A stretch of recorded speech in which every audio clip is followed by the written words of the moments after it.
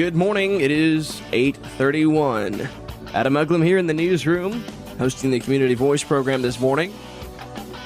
I'm supposed to think of half an hour's worth of stuff every time I do this program.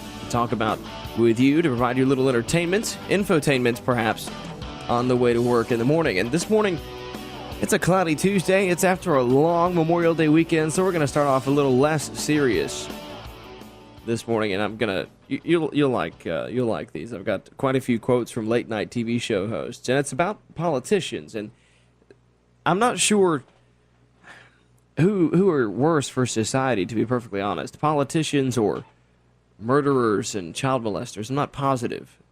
As far as sheer evilness goes, absolutely, the criminals in society belong at the top of the list. But if we're talking about overall damage to society, the American way of life, it's hard to imagine that anybody is as dangerous as politicians are. So here's a few lineups that I'm actually stealing from Dan Mitchell, a gentleman that I follow, one of the senior fellows at the Cato Institute, who's put together a nice collection of quotes from these late-night talk shows. And I didn't know these late-night talk show guys were as right-wing as they are, which is kind of funny. Maybe they're just pinging at both sides, but I'm not a late-night TV person. Obviously, I'm here at 5:35, 5:40 every morning. Here's one from Jay Leno. I think his are the best. We'll start with his. Jay Leno says, it's been a rough week for Facebook and Mark Zuckerberg. Zuckerberg has lost so much money in the market that President Obama is going to have him replace Ben Bernanke. The Center for Responsive Politics reports that President Obama has become the first politician in history to raise $1 billion in his political career. Imagine how much more he could have raised if people hadn't lost it all in his economic plan. Police in South Dakota arrested a 53-year-old man formerly from Chicago who's trying to climb Mount Rushmore. The guy is in his 50s, from Chicago, and he's desperate to get on Mount Rushmore. Oh my goodness. Is it Obama? Just 2 weeks after a felon in jail got 41% of the Democratic vote in West Virginia, President Obama got embarrassed again in Arkansas yesterday when an unknown lawyer got 42%. See, that proves once and for all that there's only a 1% difference between a lawyer and a convicted felon. And that's true. This at least isn't made up. That's true if you didn't hear that in the news. A felon, I believe in Texas, actually, serving in prison in Texas, in a federal prison, got 41% of the Democratic vote in the presidential primary in Arkansas. Or presidential preference primary. Anyway, congratulations. This is from Jay Leno. Congratulations to former Speaker of the House Nancy Pelosi. The city of San Francisco has named a street after her today. It's called Botox Avenue. Surely they already have a street named Botox Avenue. Have you heard about Facebook co-founder Eduardo Saverin? He's renounced his U.S. citizenship because it'll save him millions of dollars of taxes, to which Mitt Romney said, that's what the Cayman Islands are for. These are all pretty funny. David Letterman, we'll skip around. Facebook is worth $100 billion. Today, it was friended by Greece. Whew, that hurts. Over the weekend, Betty White endorsed Barack Obama. I think I'm going to wait and hear what Angela Lansbury has to say. Conan's a good one, too. Conan says, a new study shows current members of Congress speak at a 10th grade level. When reached for comment, Congressman Eric Cantor said, nuh-uh. A Republican official says that Mitt Romney should pick an incredibly boring white guy as a running mate. When he heard that, Joe Biden said, thanks, I've already got a gig. Jimmy Fallon says, here's an election update. Today, Mitt Romney met with a group of wealthy Latino business owners, or as Romney calls them, the 1%. While attending meetings in Chicago this week, President Obama stayed at a hotel instead of his own house. It was annoying. When he asked for a wake-up call, they just showed him the latest poll numbers. This week, Mitt Romney started giving speeches while standing in front of a giant U.S. debt clock. When asked what it was like campaigning with a large electronic object, the debt clock was like, not bad. That's the best one, I have to say. Oh, man. These crack me up. Okay, less of a serious note when we come back from the break. The telephone number is 678-601-8255. It has been a long weekend. If I almost forget the number, I say 5 million times a week. Back after the break, it's 73 degrees. Hope you're off to a wonderful start today, and I'm sure 73 degrees outside feels nicer than 73 in here because I need a coat or something.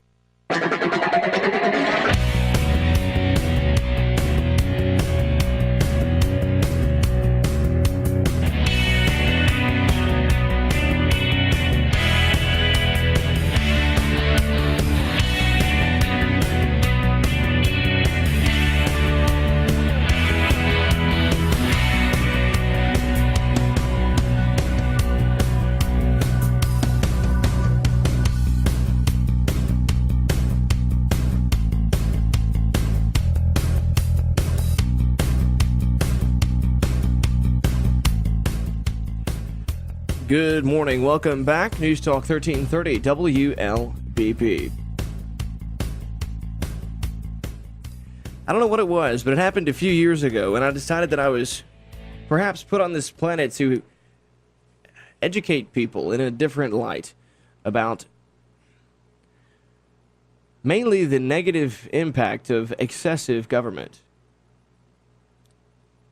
But it seems like it's fighting a rising tide, that there's not a whole lot you can do, because no matter what you do, it seems like the left and the right both want bigger government. And bigger government has been the norm for the last 30 years. All government's done has gotten bigger and bigger, whether it be a Republican administration or a Democratic administration, or a Democratic Congress or a Republican Congress. So where does this put us? Is it a one-pony show that we've got in American politics? But hope absolutely springs eternal. So to help make the case, here we are. A new study from a United Kingdom think tank shows how big government undermines prosperity.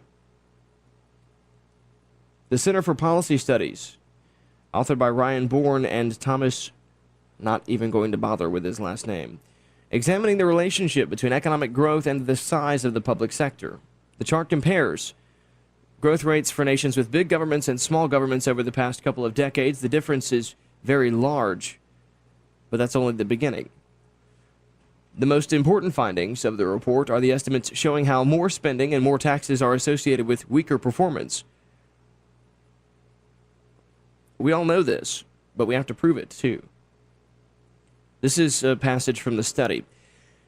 Using tax to GDP and spending to GDP ratios as a proxy size of government, regression analysis can be used to estimate the effect of government size on gross domestic product growth in a set of countries defined as advanced by the IMF between 1965 and 2010. As a supply-side economist would expect, the coefficients on the tax revenue to GDP and government spending to GDP ratios are negative and statistically significant. This suggests that, ceteris paribus, a larger tax burden results in a slower annual growth of real GDP per capita. Though it is unlikely that this effect would be linear, we might expect the effect to be larger for countries with huge tax burdens. The regressions suggest that an increase in the tax revenue to GDP ratio by 10 percentage points will, if the other variables do not change, lead to a decrease in the rate of economic growth per capita by 1.2 percentage points. The result is very similar for government outlays to GDP, where an increase by 10 percentage points is associated with a fall in economic growth rate of 1.1 percentage points. This is in line with other findings in academic literature. The two small government economies with the lowest marginal tax rates, Singapore and Hong Kong, were also those which experienced the fastest average real gross domestic product growth.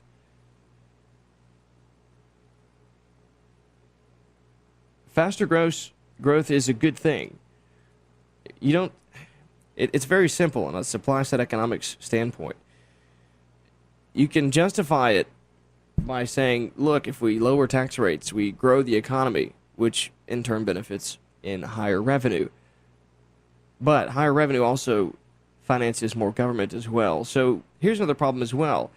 As a big proponent of the Laffer curve, which is that idea that tax revenues quit growing at a certain asymptote in the Laffer curve, and they do. It's pretty much universally accepted. Where we determine where that asymptote is, where tax revenue quits growing, is where the arguments among economists and politicians lies.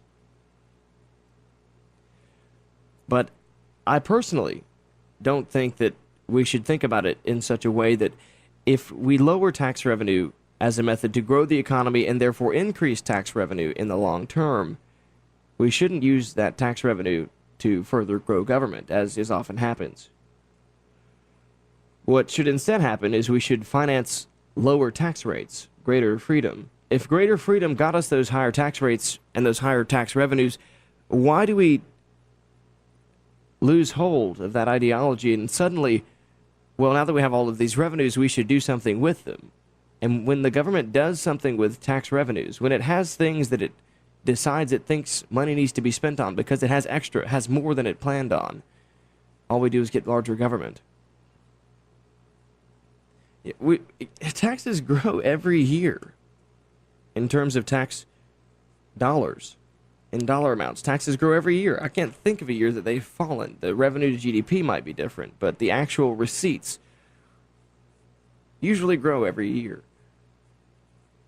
But yet, here we are with 15 and a half, I think 15.6 now, trillion dollars in debt.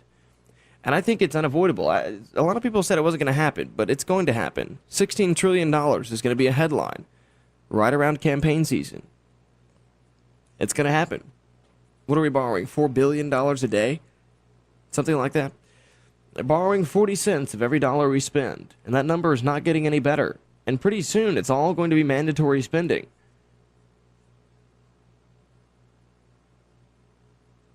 But the issue is government size matters, and bigger is not better when it comes to government. It's become absolutely clear.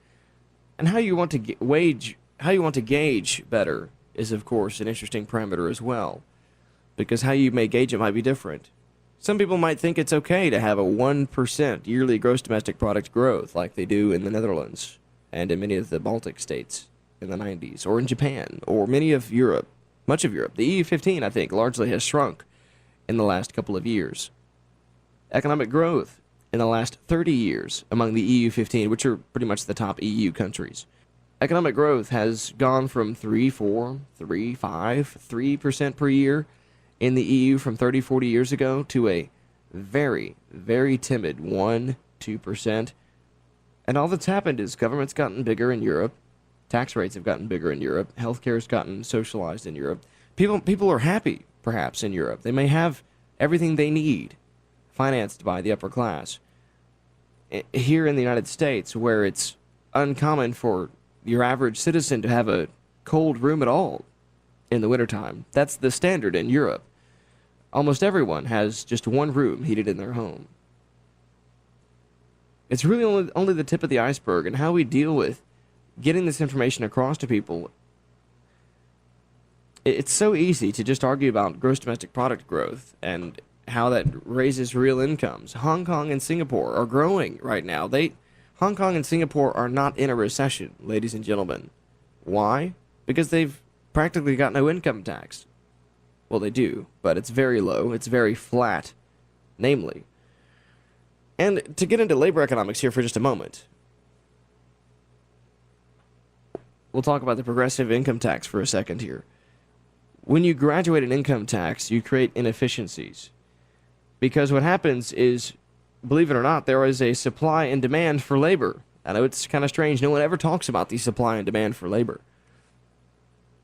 But when you tax something, you get less of it. When you subsidize something, you get more of it. So by having a differentiating tax rate across incomes, you are effectively subsidizing one and taxing another. So when you subsidize the lower half of the income earners in this country, who right now pay absolutely zero in income taxes, when you subsidize their income taxes, you create a market inefficiency that demands more of them. It incentivizes that. It creates more people in that lower half of the income bracket. That doesn't mean we have more and more poor people every day. It just means it makes it very difficult to rise out of poverty if the government is subsidizing poverty. It also makes it very difficult to become rich if you tax the wealthy. Now, that doesn't mean we don't create millionaires on a yearly basis at a staggering number compared to other countries, because we do. But that number is altered slightly because of the way we've affected demand in the labor market. Let's say we produce 1,500 millionaires a year in the United States. Well, that sounds pretty good to me. Why are we complaining? We still have rich people in the United States. Absolutely. And we have more and more every year. More and more millionaires every year. Who's complaining? But the hard part of the argument is trying to convince your friends, your enemies, when it comes to politics, about the unseen. You cannot measure the impact of something you've not tried before, something that's never been done. A flat tax in the United States. Well, not in recent history. Or no tax at all. How about we just eliminate the income tax? You know, the founders made income taxes unconstitutional for a good reason. They didn't want taxation to be political. It's always political, but they wanted it to be less political. Or maybe not political on an individual basis. I won't be so bold as to say the founders didn't want taxes to be political, because there's no dodging that. But maybe they wanted the large part of taxes, tax revenue at least, to come from a very small set of venues for the national government.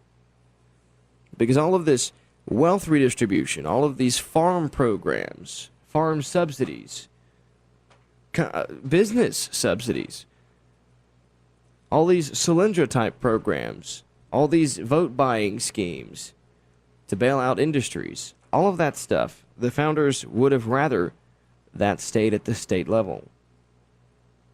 Which is why the states have the power to tax income in the post-1791 Constitution. But why didn't the founders want the federal government to be able to tax income? Perfectly legal under the state, I believe. We'll be back after the break and talk more. Stay tuned.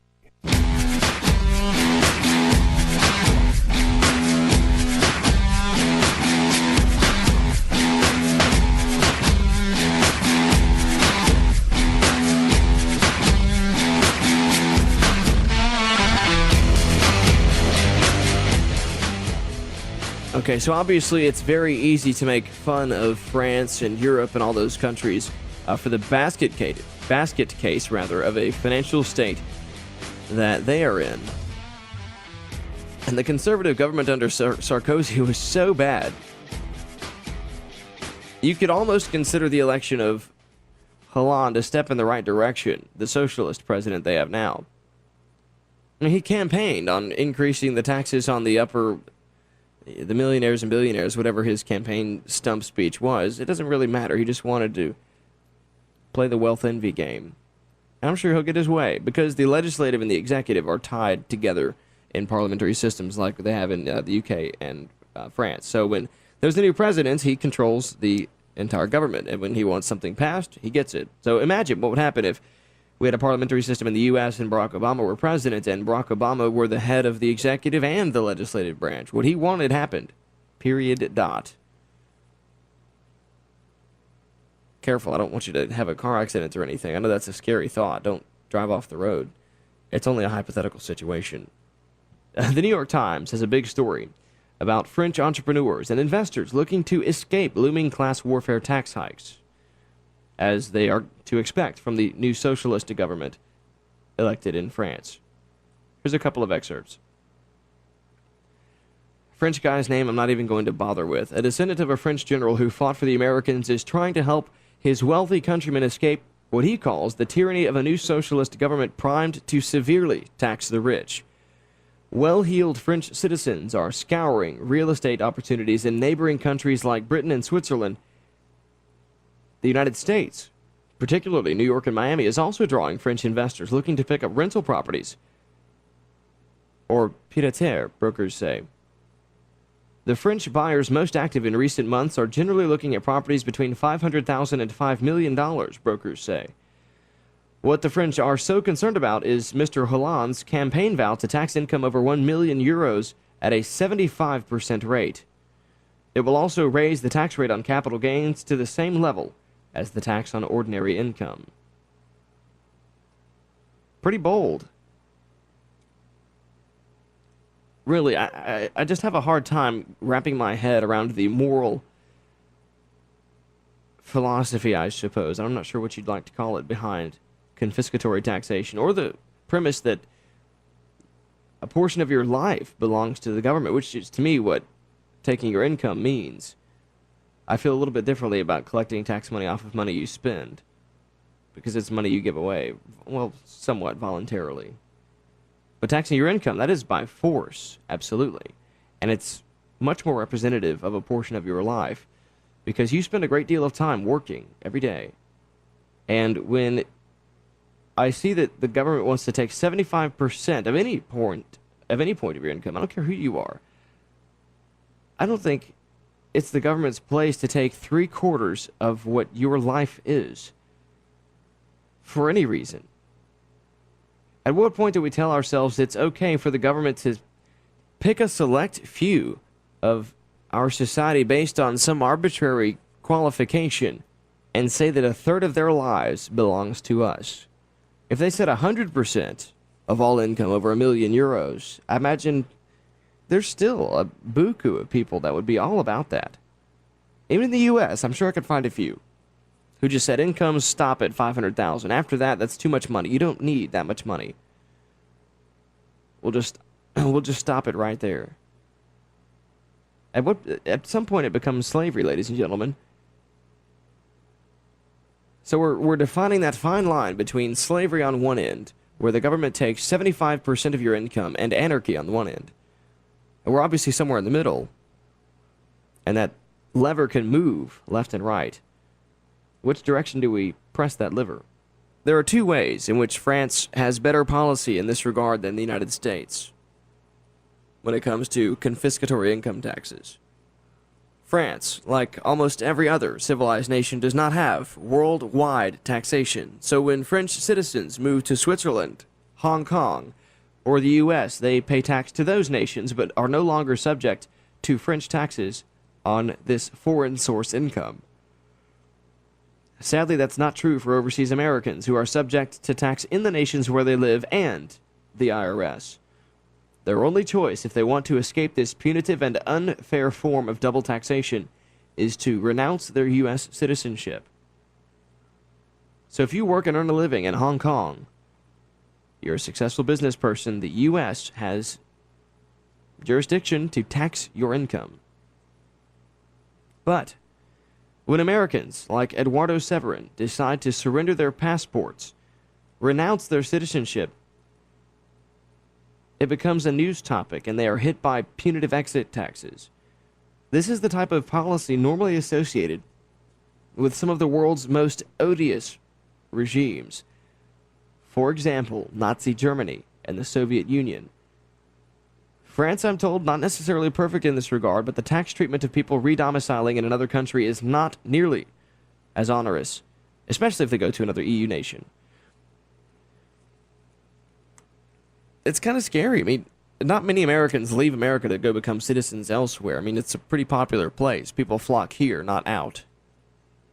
So it's obviously not as big of an issue. But there are people who move out of the country.